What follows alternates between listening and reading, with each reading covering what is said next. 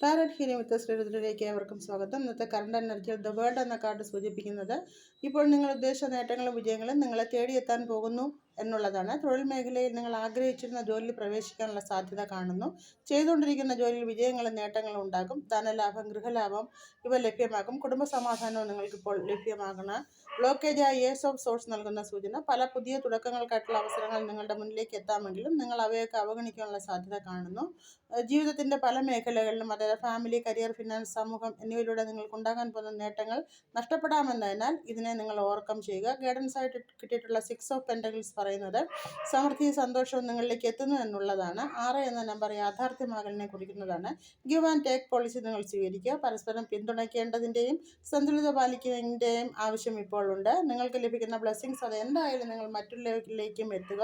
അതും അർഹിക്കുന്നവരിലേക്ക് മാത്രം. യൂണിവേഴ്സിൻ്റെ ബ്ലെസ്സിങ്സ് നിങ്ങളോടൊപ്പമുണ്ട്. ഏവർക്കും ഒരു നന്മ നിറഞ്ഞ ദിനം ആശംസിക്കുന്നു. നന്ദി, നമസ്കാരം.